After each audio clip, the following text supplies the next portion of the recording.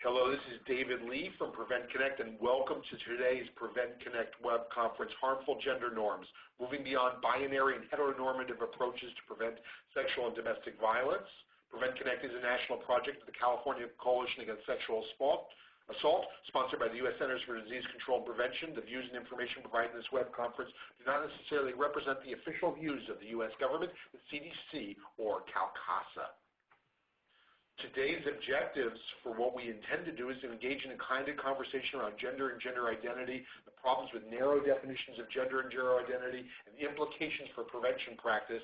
We hope to share real-world examples of policies, practices, and programs that reflect broader understanding of gender and gender identity, and to identify tools and resources to help strengthen prevention efforts through a broader understanding of gender and gender identity for partnering and engaging with LGBTQ communities. We want to be able to look at pronouns, and that pronouns are important. We know that pronouns, when speaking in the third person, replaces a person name. This is really not preferred. It would be great if we could always refer to people as their name and who they are, though we have created these shortcuts of speaking in third person. And so we want to be able to, while pronouns imply something about gender, they don't declare someone's gender identity. So I myself use a he, him, his as my preferred pronouns. What we would like to do is have the practice of being aware and intentional about pronouns. And so can you please talk about what pronouns you use? So let's go in our audience and see. And I can see people joining as we look through the types of pronouns that you use in your audience. We feel it's really important to recognize and honor the different ones. So I see ranges of she, her, hers. I see some theys, him, his, hers, some people using they and them. And so there's a full range, and we want to recognize that everyone has the opportunity to select and they do. As someone pointed out, Liz pointed out, prefers to use Liz's name. So I'm trying to model that in being able to move forward as opposed to being able to use the pronouns. So thank you for having the discussion to realize the range. And some people use a wide range. So I see someone who has she, her, hers, they, their, them, it, and them. So there's a full range, and I see some people listing their names also. So thank you very much in doing that.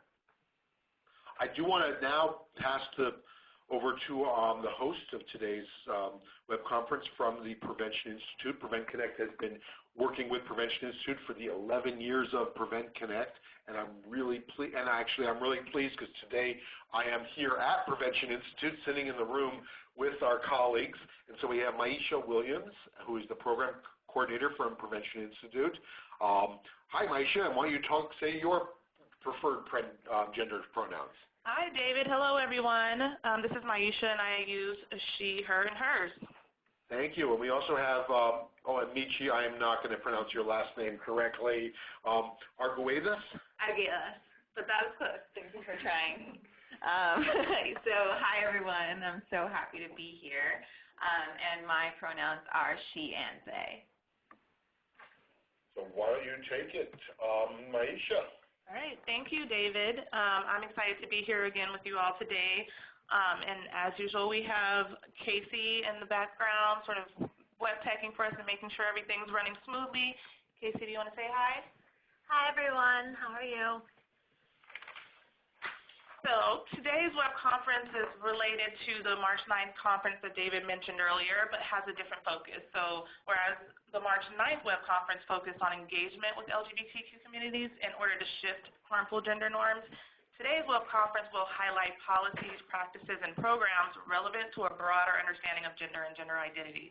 So with that said, we're going to sort of start today's conversation with a candid discussion about the problems with binary and heteronormative definitions of gender, and then we'll talk through some policies, practices, and programs that will really help us work beyond the binary. So in order to start our conversation, I'm happy to introduce our two guests for this session. We have joining us today Lolan Sevilla, who also joined us for our March 9th web conference. Lolan is a queer butch community organizer and cultural worker with over a decade of cross-sectoral, nonprofit administrative development, event coordination, and programmatic experience They have worked on a range of issues, including social and economic justice for LGBTQ communities of color, gender justice, child sexual abuse, and intimate partner violence. Currently, Lolan is working as the training coordinator for the New York City Anti-Violence Project, where they are responsible for researching, writing, and producing training curricula. Also joining us today is Wesley Thomas. Wesley is the program coordinator for LGBTQ health and rights. He assists the Health and Social Equity Department to increase the capacity of targeted local education agencies and community-based partners to improve their programs, policies, environments to meet the needs of young men of color who have sex with men. He supports and coordinates the Anti-Homophobia and Transphobia Project, as well as oversees the mobilization and training for youth resources, advocates, youth leadership program for LGBT youth.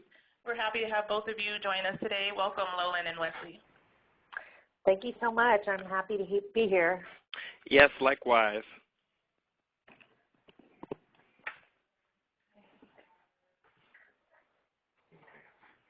Okay, so we wanted to start off this discussion with a little bit of historical context and by acknowledging the limits of language and the language with which we're working today. So we'll delve a little bit more deeply into the layers of how these limits manifest themselves as the webinar proceeds. But I wanted to start by addressing the realities behind the English language that we're using.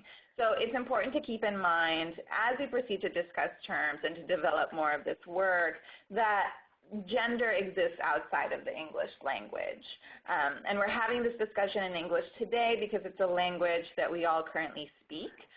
But the reasons why we all speak this language are because for many of us here, this language was imposed upon our ancestors at very high cost. So the English language has been used as a tool to dominate and colonize African and indigenous nations and cultures, and to instill a strict gender binary and heterosexual and patriarchal family structure. So that's something that's really important to address and acknowledge in this work. And this means that the societal structures have literally been built around how woman and man are defined.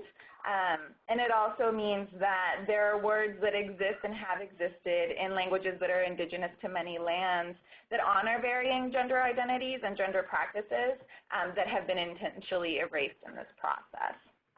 So, you know, we're all living and doing this work on colonized lands, and this connects directly to how people experience gender. So although folks are working to develop terms with which they identify more in English, and that collective process is really empowering and really important, the livelihoods that are connected to these words are not new. They've always been in existence, and we all have our own interpretation of what these words mean. So that's just some important context before we begin. But that being said, reaching a general level of understanding is important for our conversation and for our work. So we're going to go ahead and take some time to identify the terms that we'll be using in an effort to establish some common language. So Lola, maybe in the next few minutes, would you be willing to cover some of the useful terms for our discussion today? Absolutely, and thank you so much for breaking that down and, actually connecting sometimes how language can be so problematic for many communities, marginalized communities in particular. So I really appreciate that. First, we're going to start with gender binary.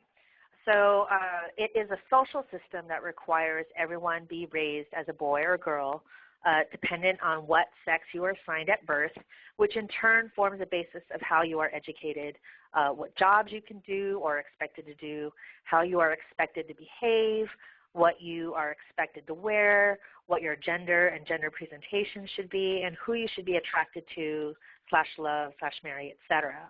So anything that falls outside of this norm is automatically othered and oftentimes targeted in multiple systemic and interpersonal ways. This norm is what we call heteronormative, which is a system that works to normalize behaviors and societal expectations that are tied to the presumptions of heterosexuality and an adherence to a strict gender binary. An example being the institution of marriage between a man and a woman, which is sanctioned by both religion and government, with an entire industry created around the ceremony of it. And how does heteronormativity define gender? This next slide is a fun slide I use in trainings around the term cisgender. Excuse me. It's a term used to describe someone who is not of transgender experience and typically refers to someone whose gender identity matches the sex they were assigned to at birth. Cisgender is defined as the societal norm and serves as the foundation for social structures created to support the oppression of those who fall outside, such as patriarchy. Patriarchy is a social structure that relies on a gender binary system where only two genders exist, one dominating the other, in which men are the dominant group and are benefactors of many privilege and control in all areas of life by sole virtue of being gendered as men. And then if we peel a layer off patriarchy, we reveal cis-heteropatriarchy, which is a system of power based on the supremacy and dominance of cis-heterosexual men through the exploitation and oppression of women and the LGBTQIA community, also referred to as sexism. And this includes oppressive constructs such as homophobia, transphobia, biphobia, etc. Thank you so much, Lolan. And Wesley, I'm wondering, would you be willing to build off of that some and share with us what are some harmful outcomes of binary and heteronormative understandings of gender and sexuality? Who gets hurt? Who gets left out? Absolutely. So yes, thank you, Lolan, again for setting the stage for this portion of the conversation. And just to check in, you can hear me, correct? Yeah. Okay, great. So to talk a little bit just about who gets hurt by the gender binary. So one, when we're talking about people that live outside of that binary in a number of different ways, whether it's through their physical expression in terms of how they dress, if it's through their own just identity, it's very important to understand that people's identities are very personal and important to them, and the binary is very rigid, and it really limits the opportunities or ability to express yourself in different ways. It's oftentimes polarizing, as Lola spoke about. It's either a masculine or feminine, and not acknowledging nuances that live outside of that and also in between. And we are living in a world now where expression is vastly changing. If we look at the fashion world, androgyny has become fashionable. And so where do people lie when, androgyny has been an identity that I've held for a long time, and now it's becoming mainstream. And just lastly, when we talk about emotional impacts, we live in a society where if a man is considered feminine or frail if they're not, aggressive or strong or firm, and that's not everyone's personality types. And what type of emotional impact comes along with growing up having to think that if I'm not aggressive, if I'm not strong, if I'm not, if I don't dress a certain way that's, stereotypically male, how does that make me feel as a human being, as a person that doesn't identify that way? So it also, once again, just highlighting that it doesn't really leave room for people that are gender nonconforming. So people who have decided to completely reject gender identities and gender norms and live a life through their own rules, there's no space for them. Individuals that are intersex, so people that are born that may have both male and female genitalia and have to navigate what does that look like for me when I live in a world of polarization of man or woman. There is no space in between. And of course, trans identities for people that want to identify as trans, and I don't want to just be considered a woman. I'm a trans woman. That is my experience, and I elevate that experience, and I'm proud of that experience. But once again, there's those questions or that limit that I have to be a man or a woman. So where are we versus where we want to be? So on the left, you see images of kind of traditional gender roles, right? Boys build houses, girls keep houses, right? You hear it all the time. You hear it from the moment that you're born. You know, boys are supposed to play with blocks and trucks and G.I. Joes, and young girls are supposed to play in the kitchen, play with Barbies and things of that nature. But where we want to be, we want to live in a world where where toys don't necessarily have a gender role. It's just what I feel like playing with, or what I feel is fun, or what I want to enjoy, and that's where we should be, because young people don't. They're rejecting these vacuums that we often like to put themselves, that we like to impose on them as adults in society. So really just rejecting the fact that girls are supposed to be, you know, clean and play with toys that are geared for girls, and play kitchen, and boys are supposed to be outside and be rough and dirty. It doesn't really matter. We should be moving towards a space where, however anyone wants to enjoy themselves, that is healthy, that is fun, that is safe, we should allow young people to live in that. So also, when we talk about just people of color, the idea of masculine and feminine is amplified because of, well, like was stated earlier, kind of those systems that were imposed upon us around colonization, and when we talk about other oppressive events that have happened in this country, the ideas of masculinity and femininity have really been shaped in these communities to be a little bit even more rigid, in attempts to compensate for experiences that have happened around racism and sexism and things of those natures. So you may see the image of the hyper-masculine black man, and the fact that as a black man you are supposed to play sports, you are supposed to be aggressive in other facets, and also how you're perceived in this country as a male. Oftentimes, you know, we see in the media that the black man is often categorized as a thug and things of that nature, but if I am a black man and I don't ascribe to that narrative, or I don't ascribe to that identity, does that make me any less black, any less of a man? And once again, where we want to be able to have young girls that know how to play basketball, that you know, and still want to be able to go to dance class, and leaving space for all of that and all of those experiences, and letting them pick a path in life that they find is comfortable for themselves, and that makes them happy, because essentially that's what we want. So yes, essentially to bring all of that to a head, who gets hurt? LGBTQ community, people of color, people who are of low SES or low socioeconomic status. When we talk about gender roles and gender norms and things like that, a lot of that costs money. I have to be able to afford clothing that you know, would allow me to elevate my feminine presentation, or allow me to showcase that I'm male or female. That costs money, and if it's more cost effective for me to dress my young daughter in boys' clothes, because that's just what my finances allow me to do, we need to be able to leave space for that and allow people to, and just understand that people have a number of experiences that bring them to what their presentation is. And also understanding that, you know, cisgender and heterosexual people are influenced as well, because as, you know, if you are cisgender and heterosexual, there really is no space within your heterosexual identity to have a feminine expression or be emotional that's normally not associated with what a man is or what is manly, and that can be stifling to our own growth. So essentially any and everyone is impacted by gender norms and the binary, because once again it doesn't give range. It gives that polarization. It gives that rigidity that you can only exist in two spheres, and there are so many nuances in any expression, both LGBTQ, cisgender, heterosexual, you talk about race. There's so many nuances that when you make identity rigid to that degree, you are going to be blocking a lot of people from accessing presentation. Thank you so much, Wesley.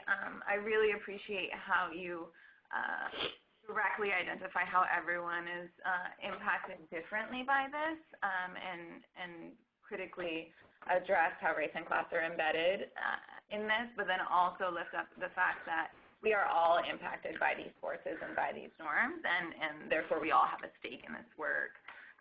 So in the next couple of slides, we're just presenting a few images that show just how pervasive some of these norms are. Here's a form, some sort of intake form. We usually can't apply for a job or go to the doctor or do much of anything, register to vote without having to check off some sort of male or female box. And then the next image here, again, we have an image that we're all very familiar with seeing and impacts folks daily in public spaces when needing to use the restroom. So these are just kind of some images to keep in mind, and we're going to go ahead and throw in a text chat question now, and I'll hand it over to you, David, to that. Great. So let's we'll put this in. You can see it in the chat. How does these definitions, how does binary and heteronormative thinking get reflected in our sexual and domestic violence prevention efforts? That's what SDV stands for. So how are binary and heteronormative thinking get reflected in sexual and domestic violence prevention efforts? And Kaylin points out what I already went back to earlier on the web conference. We often use this term violence against women, and so that's something that we can be able to see a place that this takes place. There's a, starting something as good afternoon, ladies and gentlemen, boys and girls, things like that. There's this assumption of men as perpetrators and women as victims, or doing hypothetical perpetrators as he and survivors as she. There's the boyfriend and girlfriend discussion. A lot of it is focusing on prevention for women. Many of our safe houses are only for women. And so this ends up reinforcing the myths that men can't be assaulted or raped, and that there's a lot of focus, I think, on men and boys that we see in engaging men and boys, or doing work with girls and women, which is a place that's very embedded in our work, and that this results in members of the LGBTQ community being afraid to come forward and not seeing services. And someone points out that a lot of the organizations' names are going to be there, and that we often will tokenize a male perspective in the sexual violence prevention, or marketing is geared toward women, and that healthy relationship is structured around heteronormative relationships. So there's no batter intervention classes for women, so it's only for men. That there's a lot of efforts to redefine masculinity, and so that, not to say that we don't want masculinity redefined, but it then reinforces the binary of what masculinity is, and that people don't realize that there's different types of gender aside from men and women, and that and so I'm seeing a theme. So any other thoughts that you have about as you're looking at this chat? It's a great conversation. I find this is something that's just so endemic in the world of the prevention efforts to prevent domestic violence and sexual assault, how common it is, and whether it's a coaching boys into men or it's going to be empowering women and girls, those become such common catchphrases, and they're even captured in our grant program names and our funding. It's the Violence Against Women Act, and there's some complicated political pieces because some of the people trying to change that were people that were trying to deny a feminist analysis, and I think we want to still have an analysis of gender. So these are really great questions. Thank you for everyone coming up, and it gets even deeper as people keep on going. Yes, this analysis is great. Thank you, David, for highlighting what so many people are bringing up. And Lolan, I'd really like to give you a little bit of time to speak to a few examples of some of the harmful practices that you've noticed through doing your work on these issues.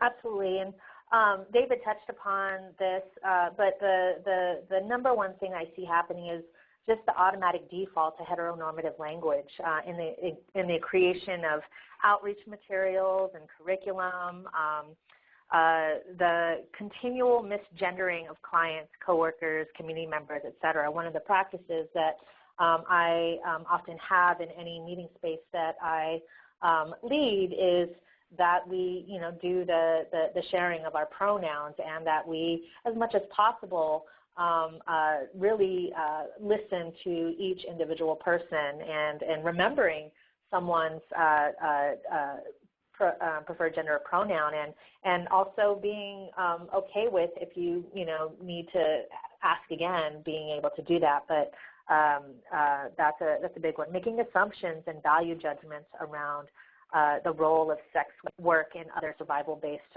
economic work.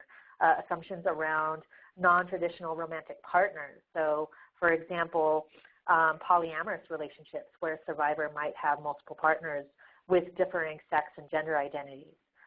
Assumptions around the roles and bonds of parenthood, particularly with trans and gender nonconforming parents. I've had many in my training, social workers, therapists, and program directors ask clarifying questions regarding who the real parent is. So, and that's who the real parent is when trying to determine biological and or legal relationship or guardianship. And when we're not continually deepening our understanding of intersectional identities around race, around socioeconomic status, gender, sex, immigration, ability, et cetera, and really interrogating the various privileges we benefit from, outdated and templated sexual violence and intimate partner violence programs stand to cause more harm to individuals and communities seeking their services. Thank you so much, Lolan. All really important things to bring up, and that, a lot of these are issues with the work that's being done because trans, gender nonconforming, folks of color, folks with disabilities, immigrants, youth are not being centered in the work, so that's really an important thing to highlight. And when we move forward, part of doing this work is really making sure that these folks are being centered in it. So, Wesley, we wanted to ask you what were some ways that you see this also playing out in preventing sexual and domestic violence in the communities with which you work, and we wanted to know if you could speak a bit about how binary framings and stigmas directly impact the African American and Latino folks you engage with. Wesley, we're not hearing your voice yet. Maybe you. Sorry about that. Hi. No, it was said so eloquently in the beginning, and I wanted to go back to that about just how when we think about language, how for most people that live in this country, they're disconnected from some of their native language, and the language that we have now is kind of imposed, right? And essentially it's language that no one had any type of control over crafting, and it is very limiting because when we look in language, there's still a lot of gendering that happens. So speaking to Latino cultures, even more rigid than the English language because everything is masculine and feminine. The chair is masculine or feminine. The door is masculine or feminine. So when we think about how we identify people with language in those contexts, some folks don't have access to how to say transgender. I would have to describe an experience in my native language to be able to identify or express to you what transgender is, whereas in English, we just have the word transgender. A word that yes, now is more socially acceptable and wasn't so much back then. And we do have some folks that are kind of pushing back on language, especially in Spanish, where we see Latino or Latina is now being displayed as Latin with an X or in Latin with an @ sign to be more inclusive of other identities. So there are some changes that are being made, but once again, when language is already so rigid in how it was created and it's hundreds of years old, that trying to recreate some of that is going to be difficult. And when we think about culture, it's specifically talking about people of color. Once again, there's these rigid kind of gender roles that either they're associated with kind of our religious affiliations. They could be just how patriarchy is viewed in certain family systems and in certain cultures. But when we think about same gender loving relationships or same gender loving couples, when you have, let's say two men, a man that may present more in a feminine way, that can incite violence because you are not, quote unquote, acting like a man. I wanted to be with a man. So, if you are, using terms or moving your body in a way that I feel is more associated with femininity, that'll incite aggression in me because that's not what I was conditioned to understand what a man is. When we talk about trans women, there's been a number of violent acts that happened both last year in large amounts and then this year as well, where there's blatant violence against trans women where it's almost to the point of erasure. And what we're learning is that's coming from, some folks may already know about people's trans identities, but then once it becomes public to their associates, that person that you thought was female or woman, you no longer associate with being a woman because now you have information about what you may perceive about their genitalia. And so now that incites violence because I don't perceive you as a woman anymore. I perceive you as someone that may or may not be human because you present as a woman, but now I understand that you're trans and you don't present, not that you don't present, but you don't fit the mold of what I perceive a woman to be, so you no longer human, and it gives me allowance to commit violent acts against you. Thank you. That's some great points there, Wesley. This conversation is really coming up for me is, how pervasive binary and heteronormative language is in our culture and in our work and how we deal with each other. And I think, Rebecca Millman gave a really on-point sort of comment in stating that heteronormative thinking is really a risk factor for sexual and domestic violence, and I thought that was a good way to sort of, put a pin in that and sort of acknowledge that and also shift now from, contextualizing the problem with binary and heteronormative thinking into, what would be some more inclusive terms that could help us move away from the limits we often find ourselves operating within. So I think this is a good point to do that. And Wesley, I know you have some terms sort of ready to go to help us move in that direction. Yeah, absolutely. So first, I really wanted to bring light to the term intersectionality, which I know some of us may have heard it recently. It's a term that's making its way into social justice spaces, and even in the public health spaces when we talk about kind of the identities that intersect that can impede on people's health. But I kind of wanted to give some context to it because I think the original definition has been lost, and also acknowledging the creator of this term, woman of color, a black woman out of UCLA Law School, and essentially what she describes intersectionality or intersectionalism is the study of intersections between forms or systems of oppression, domination, or discrimination, and how those impact the lives of people by investigating multiple identities. So I think sometimes it gets conflated with this idea that, I am male and I am gay, so that is, I'm intersectional. That's not the case. Intersectional is a term that specifically looks at systems of oppression and discrimination. Having dual identity is very different than being intersectional, and I think that definition has been getting lost as it's becoming more mainstream. So I definitely wanted to highlight that. Kimberly Crenshaw, brilliant woman, did some great work around that term. So queer identities, once again, is another kind of umbrella term that I've been hearing a lot lately that's just been thrown around to identify someone that's trans, someone that's gay, someone that's lesbian. And yes, while all of those identities can identify as queer, it's important to understand that this is a term that describes kind of an ideology or a way of thinking. And it's really just about understanding and respecting people, things, and presentations outside of the binary or outside of what is traditionally considered normal. So a queer identity is anything that rejects the term that was used earlier, that cis-heteropatriarchy. And when you reject that and you open yourself up to other presentations, other expressions within yourself and within the people around you, that is essentially what queer is. When we talk about queer young people, we're talking really about young people that are growing up really rejecting kind of whatever our parents have told us about what it means to be straight, what it means to be gay, or being gay is a bad thing, and really just kind of empowering yourself to live in whatever identity you want to live in, as long as it doesn't impede on anyone else's expression. Gender expression and gender identity, once again, I'm just trying to really bring to light some terms that in my work I've been hearing used kind of in conflation with one another, so really just giving these differentiations. So gender expression is really just what it is, a way that someone chooses to present themselves in an aesthetic sense. It is a sense of self. It does not necessarily dictate if you are a man or if you are a woman. If you identify as a woman, you can still have a gender expression that is male and still identify as a woman. Gender identity, which is different, that's your inner sense of self. That is where you kind of get the identities of, I'm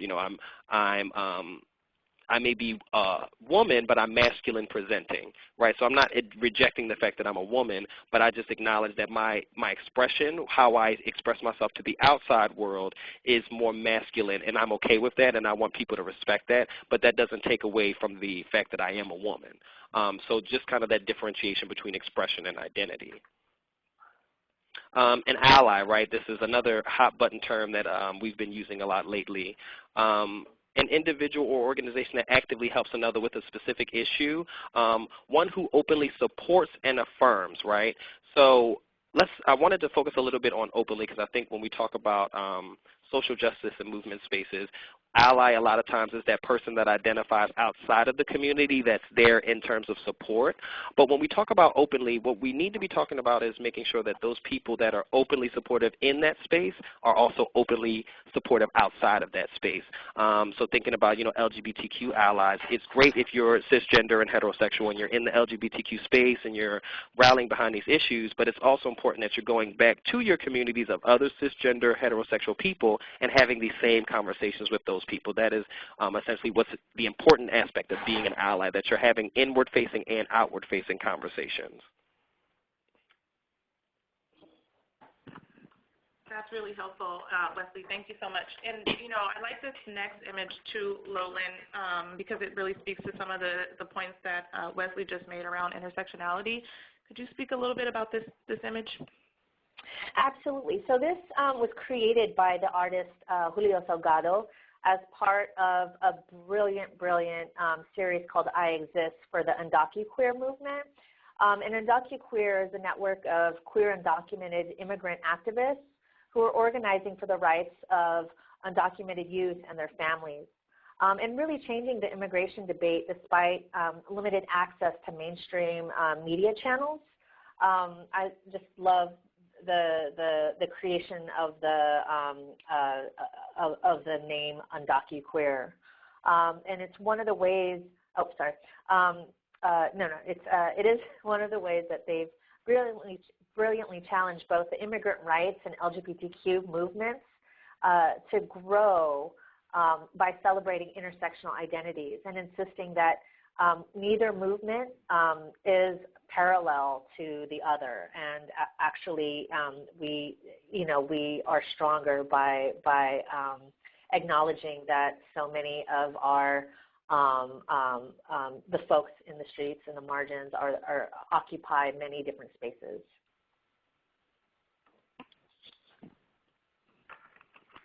Thank you, Lolan.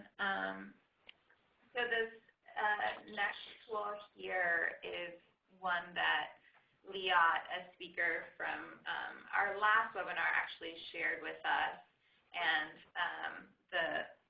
their name is on the bottom and the proper crediting is down there as well, and they were happy to have us use it again this time. And I thought that it was really good. It was a really good model for folks to move away from this idea of having man and woman exist as two opposite ends of a line or spectrum or what have you, and instead to conceptualize it more as an expansive universe where you can think of folks existing in different galaxies, and ones that have genders and ones that don't, and some that have names and some that don't have names or have names in other languages that we may not know. But the key is that they all exist, right? And we can feel them and see them and perceive them, whether or not we have a word to describe them. So this is really a great model, and I love this tool because it underlines that it's not about eliminating any existent gender analysis, but instead deepening our understanding of gender to honor the expansive range of identities that exist. So now the question is, how do we take all of this that we just discussed, right? We just sort of talked about what the problems are, what some of the problems are, and why they're problems, and how do we take this new understanding that we've been working through on this conversation to help us shape our sexual and domestic violence prevention work to more accurately reflect reality. This next part of the conversation, we'll be moving into that. So We want to share some examples of policies, practices, programs that reflect, a non-binary and non-heteronormative understanding of gender and sexuality, many of which can be a resource for all of us as we move into this work. And so we want to recognize that moving to a broader approach includes building capacity at different levels.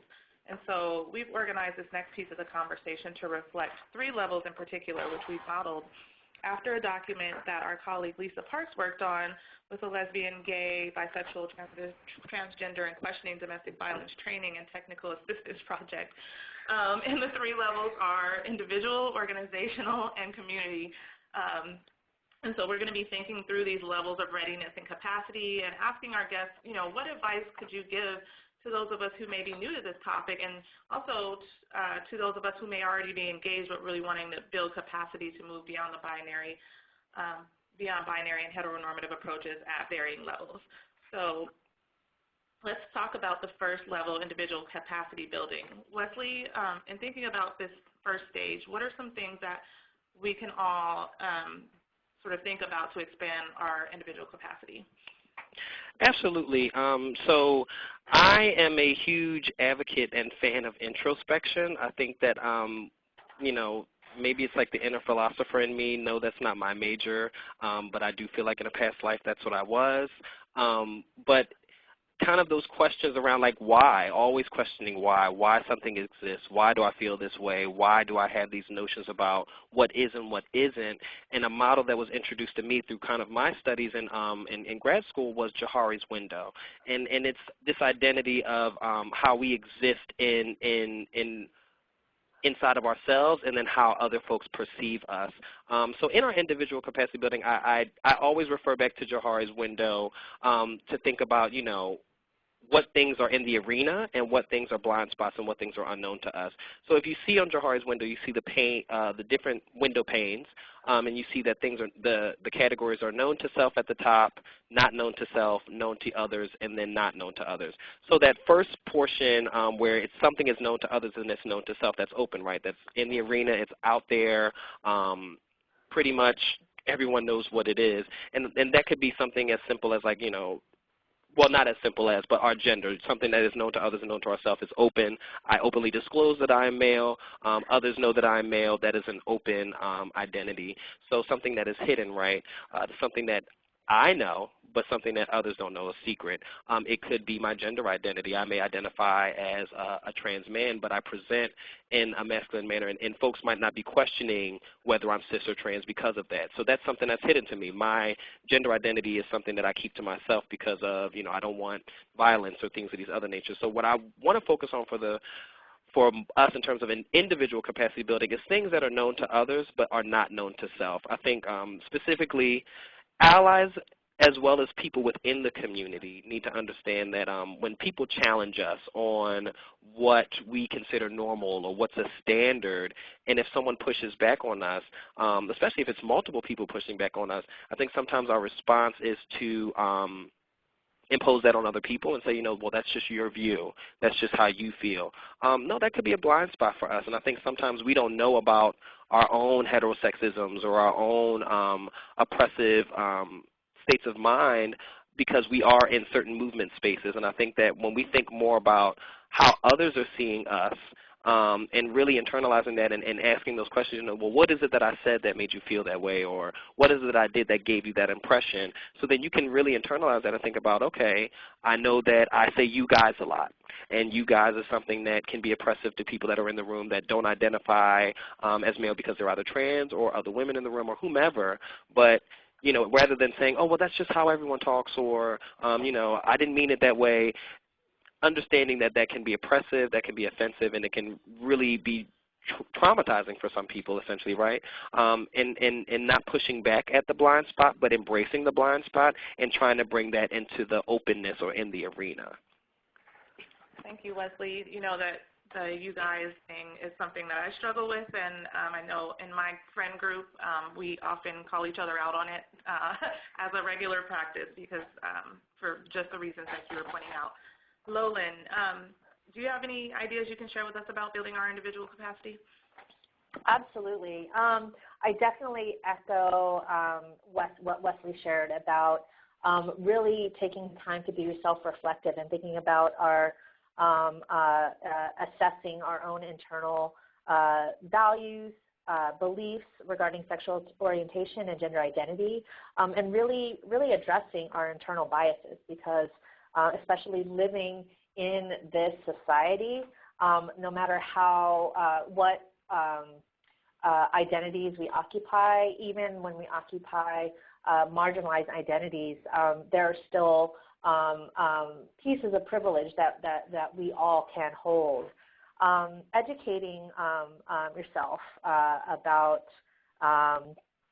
gender norms. This is a really wonderful, for those who it may be a first step, doing some research on your own to educate yourself so as not to tokenize or objectify clients, community members, or people in our life. Really acknowledging what you don't know and knowing your personal limits. Really trying to use inclusive language. So an example would be using partner instead of making the default of boyfriend or girlfriend. Respecting self-identification and self-determination. Avoiding assuming sexual orientation. Avoiding assuming gender identity.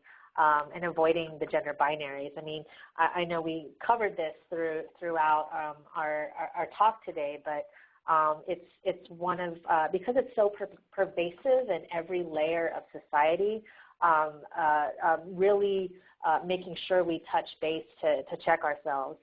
And being cautious of stereotypes. We want to allow space for clients to build trust with us. And what are the things that we can do to really to build that trust and make our spaces accessible. And if you make a mistake, really trying not to over-apologize. So, especially when we're trying to move away from heteronormative language. I mean, I've been doing this work for many years, and my pronouns are they, them, and theirs, and I still do it by accident. And so, I will apologize and move forward, and making sure to not get too stumble too far over the mistake. And then for the conversation around allies, really confronting discrimination and prejudice when the opportunity happens around us. And like Wesley said in the last slide, it's most important when we're outside of when we're with our families, when we're with our friends. Is sort of where the work sometimes counts the most. Thank you to both of you for that. So this next slide is really just building off of what Wesley and Mullen have both already expressed really well. And this is a tool that Liat had also shared with us on our last webinar, and it's action steps for being a trans ally. And it's a great tool, particularly for that reflection and self-education piece that we're discussing right now, that is really a critical part of engaging in this work. It's really the first step. And it's also an ongoing process, right? Like, as Lolan was mentioning, even those of us who are more actively engaged or may identify with certain marginalized communities still can make mistakes and are needing to grow and learn from one another as time goes on. So this is a good tool for that. It gives some tips for do's and don'ts, and also for things like how to be an active bystander and how to really be an active, engaging ally with your friends and family. So it's a great tool. All right, so I think every time I look into the chat box, I see another cool term. So we've just sort of talked about our innerverse, right? The introspection, a piece of us that we check in with ourselves to be more conscious about how we're using language. Now we're going to move into organizational practices, and so in ways to build our organizational capacity. And I know there was a lot of conversation in the chat box Amber, Jennifer, and a bunch of other people are really looking to wanting to know what are some more inclusive, more expansive ways for us to be working at our organizational level that helps to sort of move beyond this binary language and binary heteronormative sort of practices that we find embedded in our work and in our organization. So we're going to focus on that level now and ask Lillian to sort of highlight some things to consider when thinking about building capacity at the organizational level. Absolutely. And so going back to one of the earlier images, the form that was being filled out, we want to create LGBTQ inclusive forms, materials, and procedures. And particularly with the intake forms, what we're not thinking about is when they only offer binary options for gender and sexual identity, we're not thinking about what information are we not capturing about our clients. We're not thinking about how does this impact the services that or programs that we're able to provide. How does it impact the data we collect for reports or for funders? We're also thinking about the creation of all-gender, non-segregated restrooms, right? And so oftentimes restrooms are unsafe spaces for trans and gender nonconforming individuals who experience harassment and other types of violence just for simply wanting to use the bathroom. And it's a common experience for trans and gender nonconforming people to bypass using public restrooms and suffer through the health impacts of that. So getting bladder, urinary tract infections, removing their pee because of the fear, the irrational fears, angers, and violence they could encounter at the hands of cisgender people. Posting safe space symbols in organizational spaces such as waiting rooms, classrooms, community areas, offices, etc. Making sure that we train all of our staff members in LGBTQ sensitivity and anti-oppression work. So top to bottom, bottom to top, all of our line staff, program staff, managers, and members must have buy-in to this process in order for it to really take hold in our organizations. Making sure we develop resources and relationships with LGBTQ organizations in our area so that we're able to refer our clients and build those partnerships. Reviewing employment policies and procedures. We want to make sure to post those policies around the office, particularly in restrooms, so that everybody who enters your space understands that this is a safe space for any marginalized identity. Hiring staff reflective of community diversity, whether that be LGBTQ diversity, racial diversity, socioeconomic. When you see and interact with staff who come from your community, you're most likely going to access that space and services. And then lastly, creating advisory boards for LGBTQ individuals to help shape and inform institutional policies are some of the ways that we can begin thinking about how to really engage our organizations with creating safe space around gender and breaking binaries. So these are some great ideas to keep in mind. They're not the answer, but they're things for us to consider and ways for us to think differently about how we operate within our organizations. Wesley, do you have a very quick resource you'd like to share with the audience? Sure. So just to talk a little bit about capacity building organizationally, there are a number of kind of organizations that are geared towards specifically building capacity around these specific topics. I think oftentimes, yes, the internet is great, and yes, we have a lot of digital resources, but I think when we engage and want to learn more, we need to be intentional about who we're engaging and where we're getting our information from.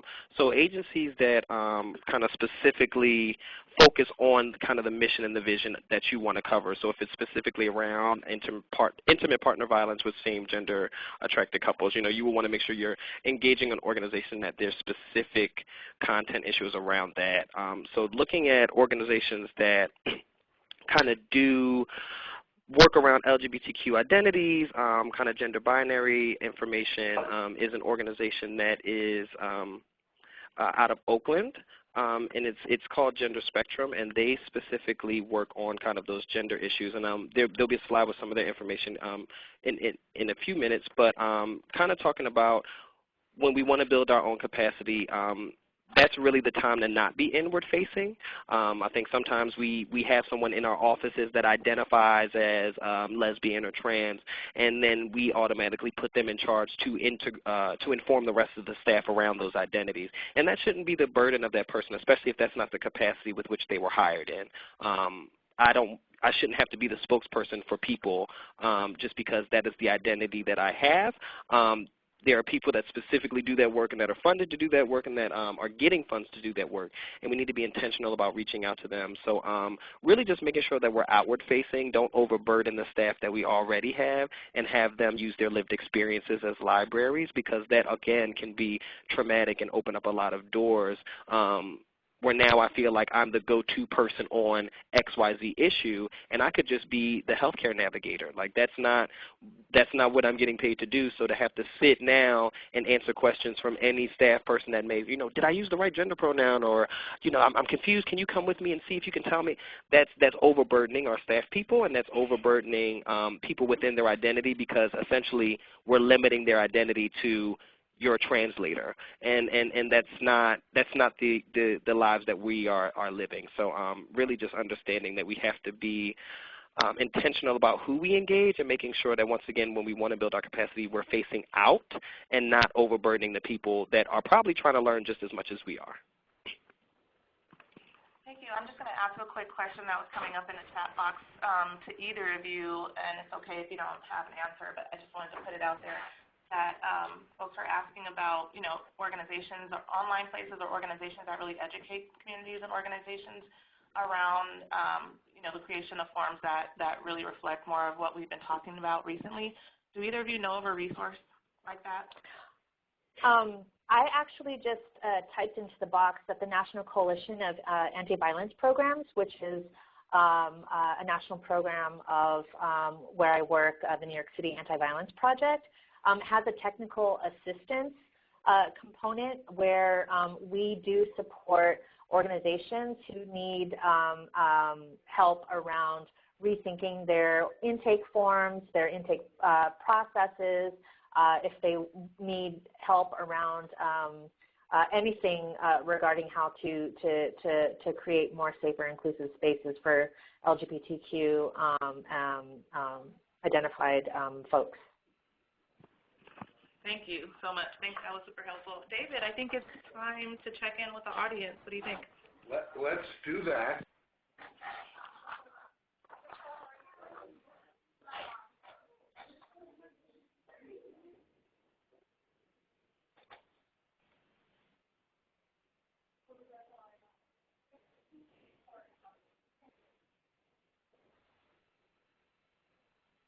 We talked about, and how we can be able to move forward. It would be great to think about these when they pertain to the world of sexual and domestic violence prevention, when we might be going beyond that. What we want to get is examples of where we're being able to find a way to be able to move forward. And so Kelly immediately came in with gender non-specific bathrooms, and that's a way of being able to do it. And I think I'm seeing a whole lot of conversation about forms and using, and I see the discussion of whether we're going to call them pronouns or preferred pronouns and some of those places. I think that we're talking about training for employees is important, and coming up with options. And I think a lot of it is about creating those options and then thinking about the language. I see some comments. They want to come up with language that's not going to be, some of our language ends up reinforcing the binary when we try to be inclusive, but how do we find a way of being, Jennifer suggested gender expansive and gender non-conforming, because then that applies the binary of conforming or non-conforming as opposed to being expansive. What other things do you see as I'm looking here? There's many programs in schools about identifying who are people that can be allies to LGBTQ students, and then making sure we have more media representation of a wide range of folks. So go ahead and keep on writing in. Let's get some real-world examples. I'd love to see these particularly around sexual and domestic violence prevention. I think that would be really great to be able to do it. I have to applaud Hannah's applauding of the Washington Post's declaration that the singular they is the word of the year, and that we can start recognizing they and getting rid of that, what I was trained to in my grammar. And Amanda talks about inclusive sexual education and how we can be able to do that. And I know many people in many of your communities, that's going to be a huge challenge of how we're going to be able to move forward. Now, Craig raised the issue. This is interesting. I'd like to hear what people think about that. Using the term gender-based violence in education and public conversations, and how that shifts the conversation. Internationally, that actually is the term used, but in the United States, we tend not to use that term as much. So I'd love to hear what other people think about, the use of gender-based violence and how that might frame the issue. Any other, either on the chat or many of you are our co-presenters here. And Laurie talks about gender-based violence turns off many trans people. And then some people have used the term, Liz talks about power-based personal violence is another way. And so did Angela use the other place, rather than gender-based. And so actually I'm seeing a power-based violence, a lot of people doing that. And Lori talks about that a large percentage of trans sexual assault survivors say they were attacked not because of their gender identity. And so that's why we're looking at the power dynamic. Thank you, Lori, for talking about that. So I see a lot of people really being able to do that.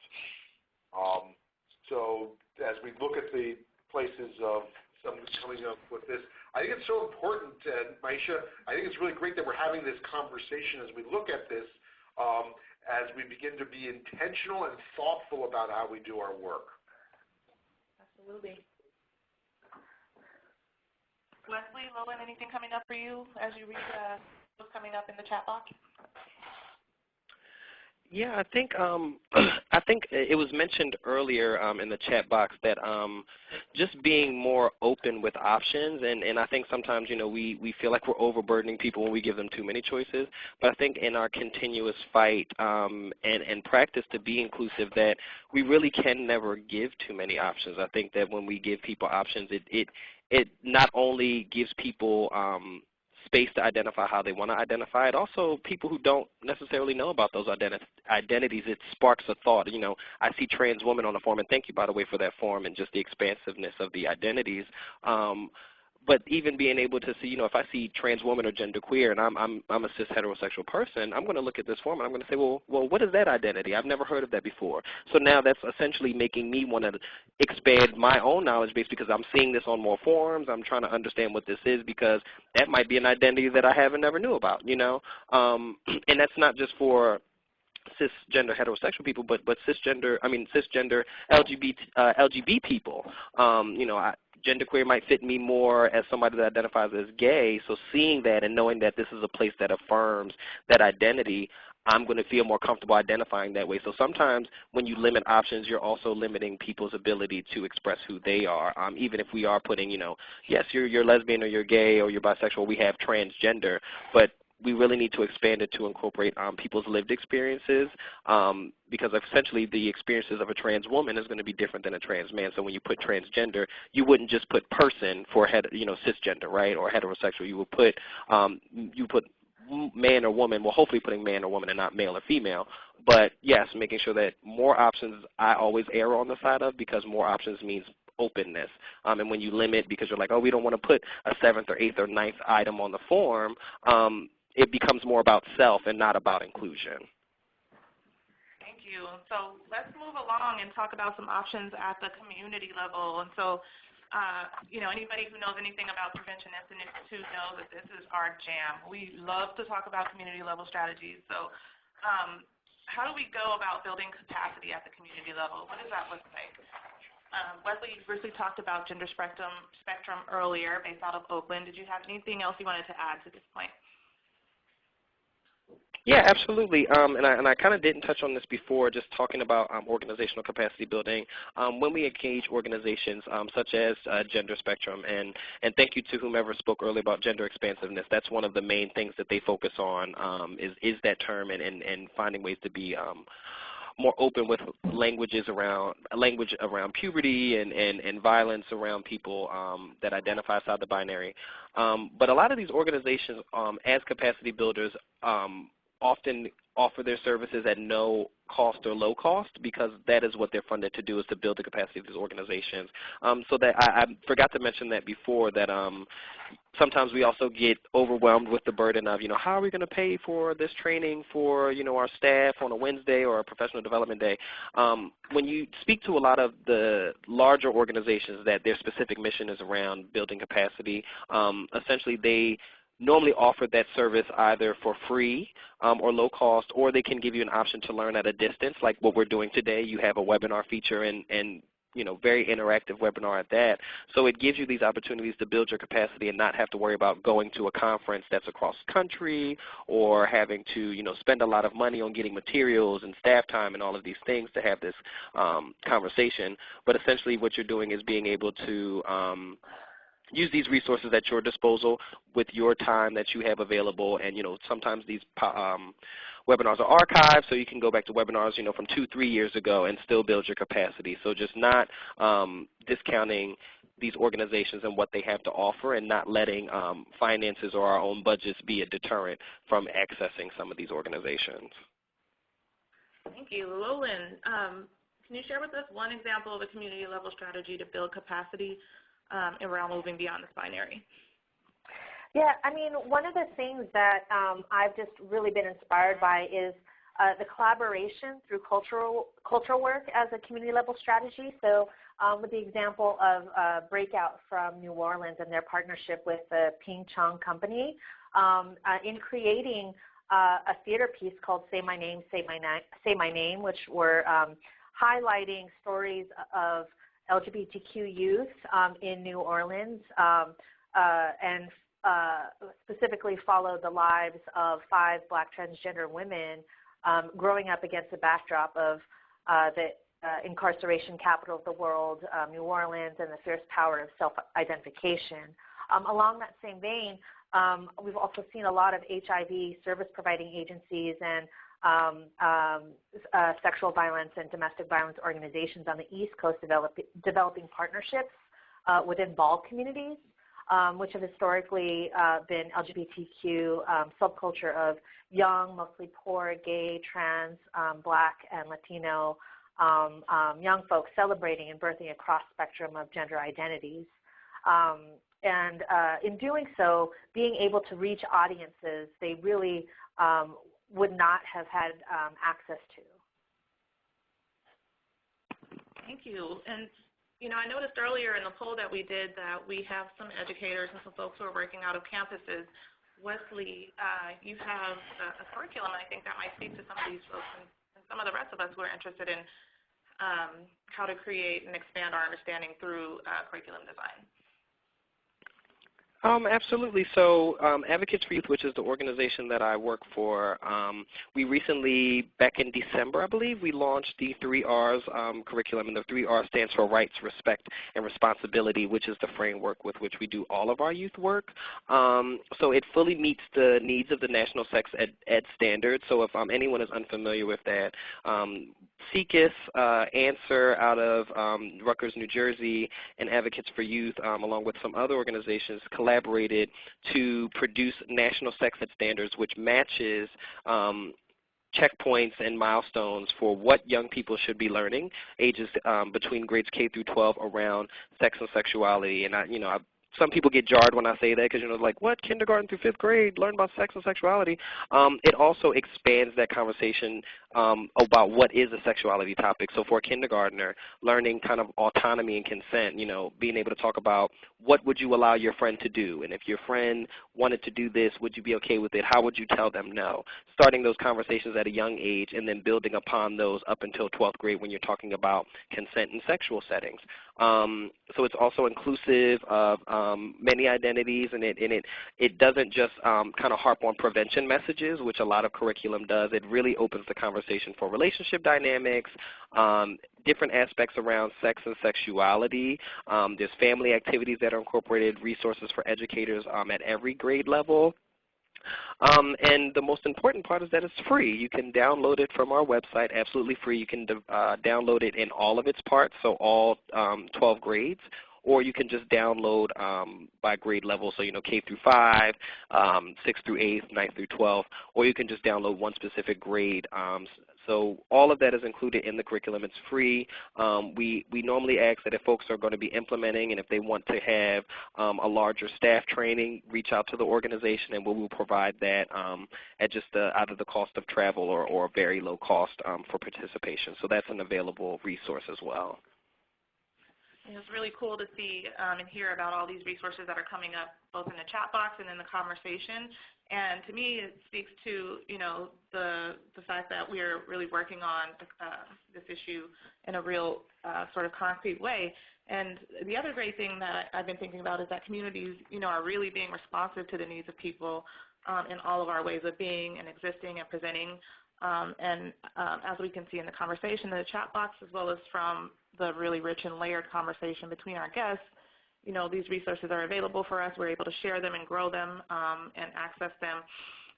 And another thing is that with our need for organizations in terms of language, not to sort of shifting our organizations in terms of language, not to gender neutral, but gender inclusive. And this issue of gender inclusivity, I think artists have a particular way of sort of highlighting in our communities. And I know, Michi, you have sort of an example to speak to this point.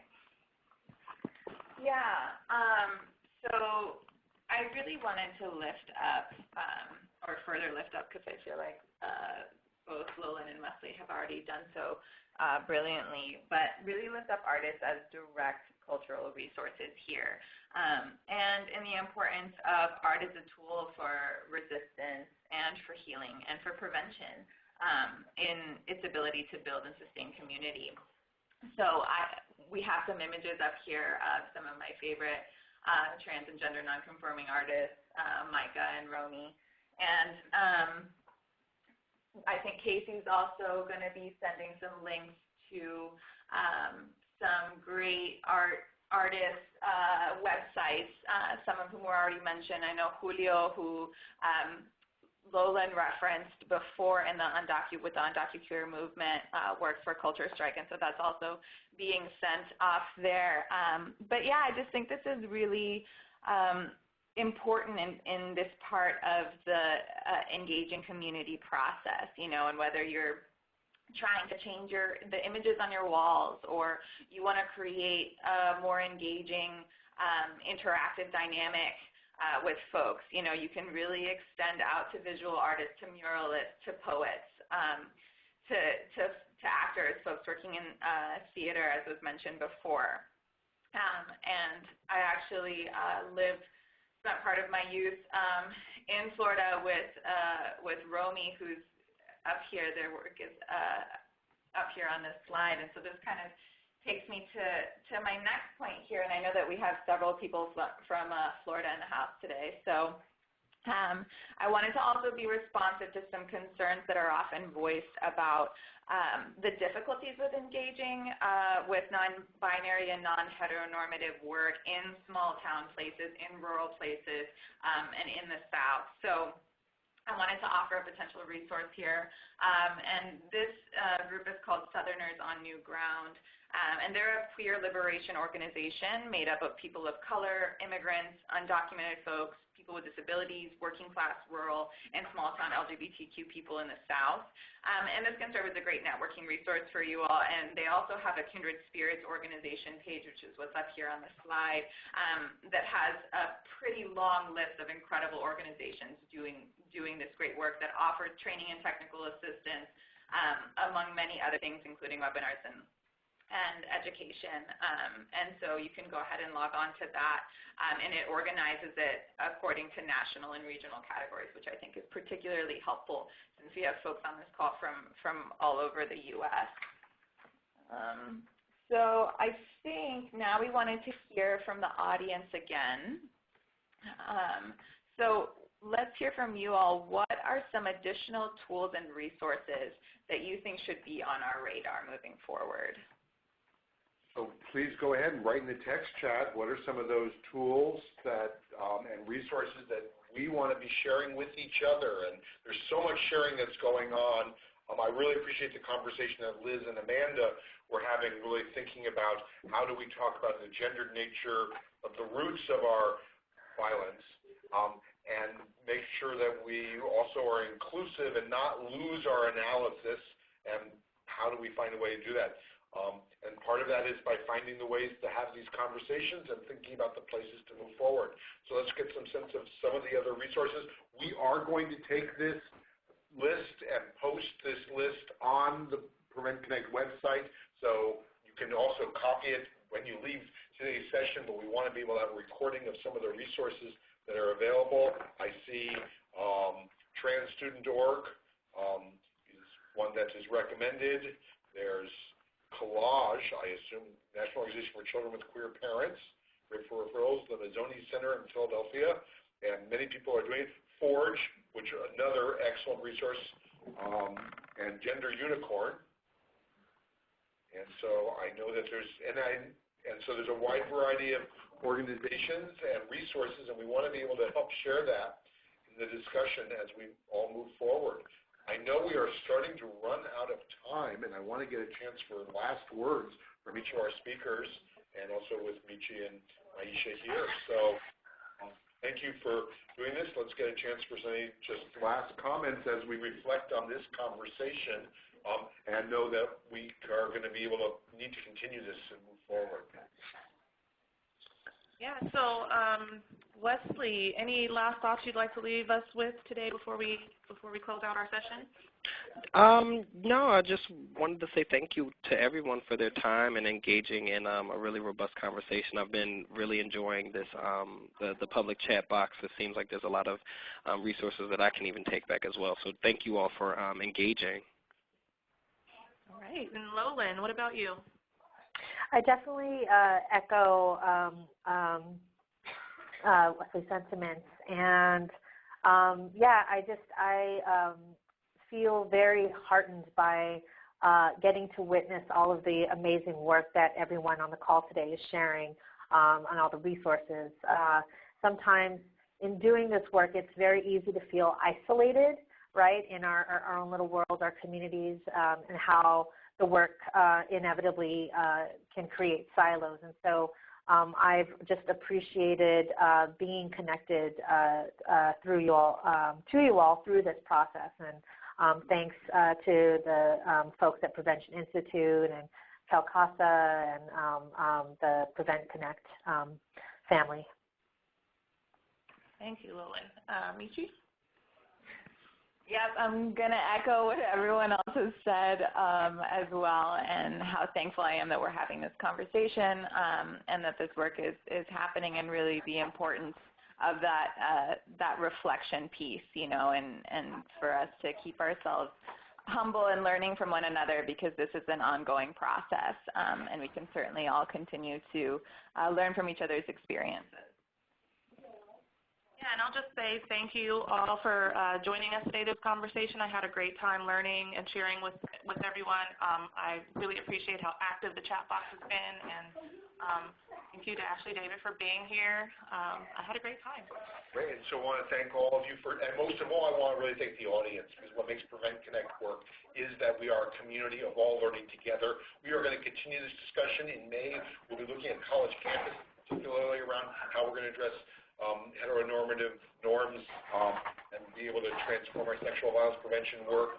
And we are going to continue this throughout Prevent Connect's work. And so I want to thank all of you, thank our guests today for joining us and encouraging you. Prevent Connect is about not just preventing the violence, but also making connections among us together, because that is how we will create the changes. So we'll keep the text chat open for a few more minutes, but this will conclude the audio portion of today's Prevent Connect web conference. And thank you all for joining us. We're really pleased to have you here. This is the end of today's session.